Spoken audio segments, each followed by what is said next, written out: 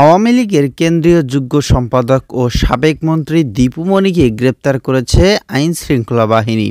সোমবার সন্ধ্যায় রাজধানীর বারিধারা ডিওএইচ এলাকা থেকে তাকে গ্রেপ্তার করা হয়। রাতে বিষয়টি নিশ্চিত করেছে ডিবি গুলশান জোনের উপপুলিশ কমিশনার জিয়া উদ্দিন। তিনি বলেন, বারিধারা ডিএইচএস থেকে সাবেক মন্ত্রী দীপু মনিকে আটক করা হয়েছে ডিবি গুলশান বিভাগের একটি দল। তার বিরুদ্ধে চাঁদপুর ও ঢাকায় মামলা রয়েছে। এসব মামলায় তাকে গ্রেপ্তার দেখানো হয়। ওই কর্মকর্তা আরও বলেন, এখন দীপু মনিকে মিন্টো রোডের ডিবি কার্যালয়ে নেওয়া হচ্ছে।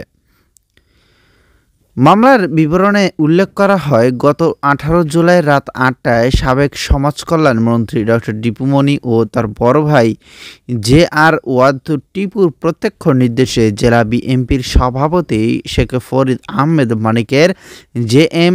সেনগুপ্ত রোডের মনিরা ভবন নামে বাড়িতে 1000 থেকে 1200 লোক দলবদ্ধ হয়ে দেশীয় অস্ত্রশস্ত্র নিয়ে হামলা করে। পরে তারা ওই ভবনে আগুন দিয়ে মূল্যবান জিনিসপত্র লুটপাট করে নিয়ে যায়। এদিকে সোমবার দীপু মনি ও তার স্বামী তৌফিক নওয়াজ এবং বড় ভাই জে.আর. ওয়াদ টিপুর ব্যাংক অ্যাকাউন্ট জব্দ করা হয়েছে। একই সঙ্গে তাদের মালিকানাধীন ব্যবসা প্রতিষ্ঠানের ব্যাংক হিসেবে লেনদেন স্থগিত করা হয়েছে। দেশের ব্যাংক ও আর্থিক প্রতিষ্ঠানগুলোর কাছে এ সংক্রান্ত নির্দেশনা পাঠিয়ে এই অ্যাকাউন্ট জব্দ করতে বলেছে বাংলাদেশ ব্যাংকের আর্থিক গোয়েন্দা সংস্থা বাংলাদেশ ফাইন্যান্সিয়াল ইন্টেলিজেন্স ইউনিট। দর্শক, আসলে খুবই টাইট করে লেখা হয়েছে এখানে।